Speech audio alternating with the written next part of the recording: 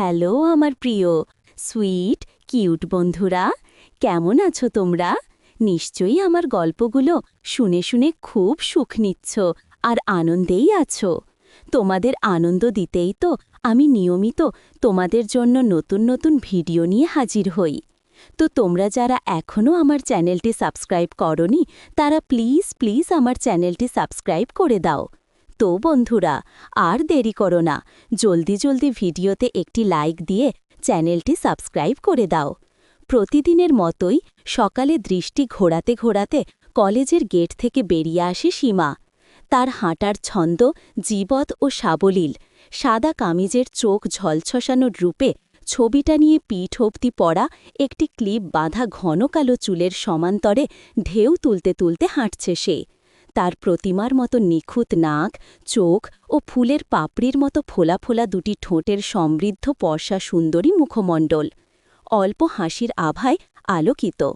কামিজে সাদা ওড়না, গলায় ঝোলানো সুন্দরী ময়ূরের ছন্দে ব্যাগটা এক কাঁধে ঝুলিয়ে গোলে চত্বর পেরিয়ে আসে শালিনী। নির্জন রাস্তায় এসে হাঁটতে থাকে সে। এমন সময় তার নরম ফর্সা ডান হাত কেউ টেনে ধরে। বিমল বলে, এই কি হচ্ছে? চালু, কেমন আছো? শালিনী নিজের অপরূপ সুন্দর মুখে মুচকি হাসি দিয়ে তাকায় তার চলতি প্রেমিক বিমলের দিকে। বছর ২৬-এর যুবা, লম্বা এবং সুদর্শন, যদিও একটু শ্যামলা। শালিনী বলল, ভালো আছি, এবার হাত ছাড়ো। বিমল বলল, তোমার এত তাড়া কিসের? বিমল হাত টান দিয়ে নিজের কাছে টেনে নেয় শালিনীকে। শালিনী বলল, ছাড়ো পাপা, রাগ করবে। বিমল বলল, তুমি নিশ্চয়ই ঠাট্টা করছো, ২১ বছরেও বাবাকে এত ভয়? শালিনী জোর করে হাত ছাড়িয়ে বলে, মুখে এসে পড়া চুল সরায়, তারপর বলে, সবসময় ঠাট্টা করি না আমি। বিমল বলল, আচ্ছা বাবা, ঠিক আছে, একটা আদর তো দিয়ে যাও। শালিনী হেসে বিমলের গালে ছোট্ট একটি চুমু এঁকে দেয়। বিমল নিজের ঠোঁট দেখিয়ে বলল, এখানে দাও, এখানে, এখানে নয়। চোখ কটমটি ওঠে শালিনী, তারপর প্রায় নাচার মতো অল্প করে ছুঁয়ে নিজের ঠোঁট ও ঠোঁটে ছুঁয়ে দিয়ে জোরে হেঁটে চলে গেল। বিমল দীর্ঘশ্বাস ফেলল। আজ কাজের মাস এসেছিল। পাপা কাঁধ থেকে ব্যাগ নামাতে নামাতে শালিনী সোফায় বসা তার পিতা রজত মল্লিকের দিকে চায়। তিনি নিজের খবরের কাগজ থেকে অল্প চোখ সরিয়ে তুলে বললেন, হ্যাঁ ফুলতুষি। শালিনী হেসে বলল, গুড, আমায় তাহলে কিছু করতে হবে না। শালিনী বলল, আমি হাত পা ধুয়ে এসে চা করে দিচ্ছি তোমায়। তার বাবা বলল, ঠিক আছে। তার বাবা শালিনীকে জিজ্ঞেস করল, আজকে কি মেখেছিস? সে দুষ্টু শালিনী বলল, কেন বাপ্পি, কেমন এটা?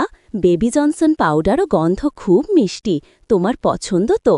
বাবা বলল, শালিনী এখন কলেজের সাদা কামিজটা পরে পিতার বিছানায় চিত হয়ে শুয়ে আছে।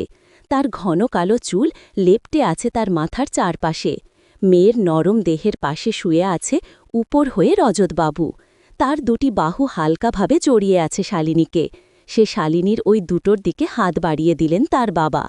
তাকে জিজ্ঞেস করল, আজকে কলেজে কত ক্লাস হয়েছে ফুলতুষি? শালিনী বলল, পাপা, কতবার বলেছি ওই নামে আমাকে ডাকবে না, আমি আর ছোট্ট খুকিটি নেই। পিতার বাহুবন্ধনে আদরের অভিযোগ শালিনীর।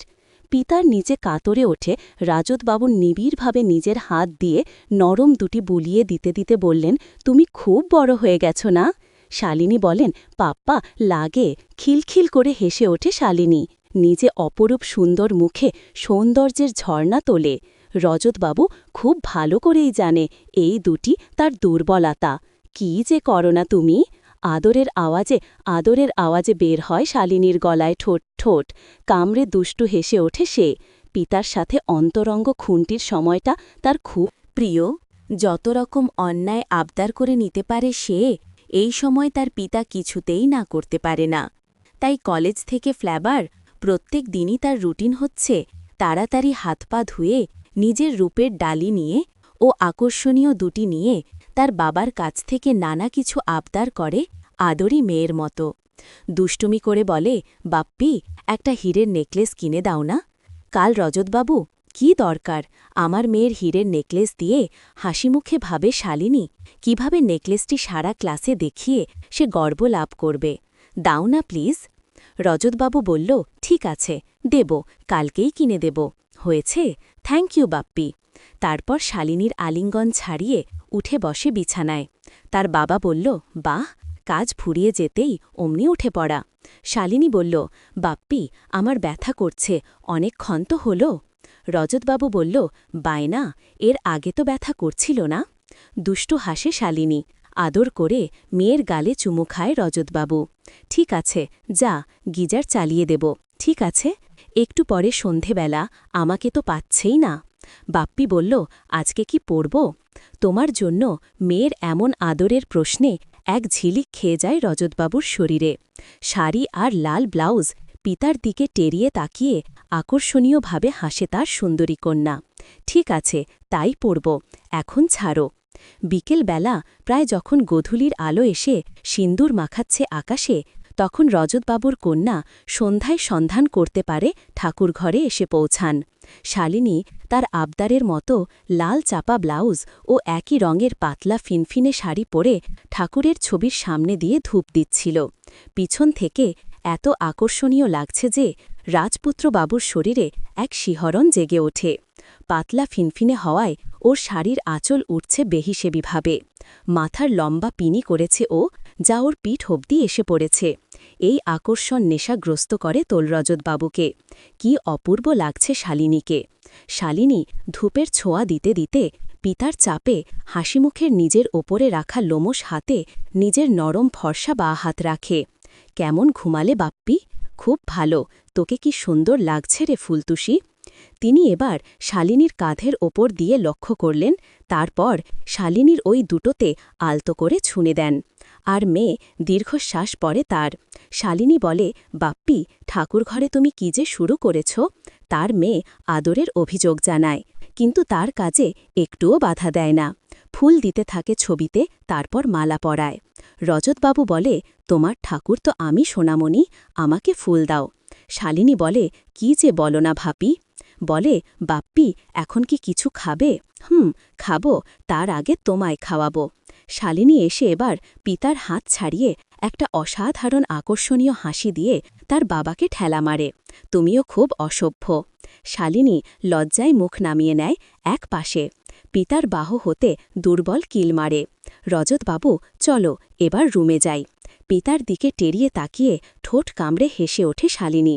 তারপর বলে, বাপ্পি, একটা শর্তে। কি? আমাকে নিয়ে পুরো 1 ঘণ্টা টানা আদর করতে হবে। No problem, ফুলতু। আর আমাকে একটা স্কুটি কিনে দিতে হবে। এই যে বলে একটা শর্ত, দুষ্টু মেয়ে শালিনী আবার মন মাতানো হাসে। শালিনীও বলে, নাও, শুরু করো। রাজপুতবাবু বলে, এখানেই মা এসে পড়বে। কিন্তু শালিনী পিতার দিকে চোখ বেঁকিয়ে চায়, মুখে আকর্ষণীয় হাসি। শালিনী বলে, হ্যাঁ, মনে করো ঠাকুর ঘরে পুজো করছ। তারপর চলতে থাকে বাবাময়ের লীলা খেলা। কয়দিন পর সন্ধে 7টা শালিনী হাসি মুখে নিজের আয়না দেখছে। নিজের অপূর্ব সুন্দর মুখের দিকে তাকিয়ে তার নিজেরই সৌন্দর্য যেন নিজেই বিভোর হয়ে যায়। নতুন করে আবার তার ঘন কালো টানা টানা দুটি চোখ, নরম হালকা গোলাপির। পাপড়ির ন্যায় দুটি ফুট হোঁট সুরল ছোট্ট চিবুক, সবই যেন অত্যন্ত বেশি করে সৌন্দর্যে মণ্ডিত। মাথার চুলের একটি লক তার মুখের একপাশে পড়ে, তার সৌন্দর্যে একটু রহস্যময় এনে দিয়েছে। মুচকি হাসে শালিনী।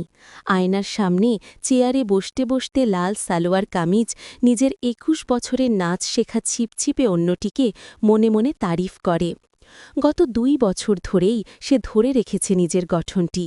মুখ টিপে হাসি সেনাই সমস্ত প্রদাদন শেষে শালিনী এসে হাসি মুখে রাজপুতবাবুর দরজায় টোকা মারে। ভেতরে আর? ঘরের ভেতর থেকে গম্ভীর কণ্ঠে কণ্ঠ পাওয়া যায়।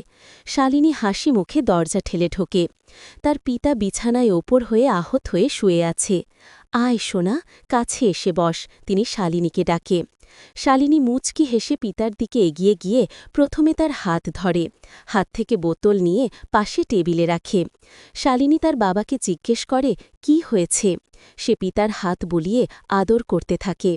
মুখে দুষ্টুমি ভরা হাসি। রাজুতবাবু হেসে আদরিভাবে গলায় বলেন, কি আবার হবে, তোমাকে ডাকতে আজকাল আবার কারণ লাগে নাকি? রূপসী। তারপর শুরু হয় তাদের ইচ্ছা পূরণ।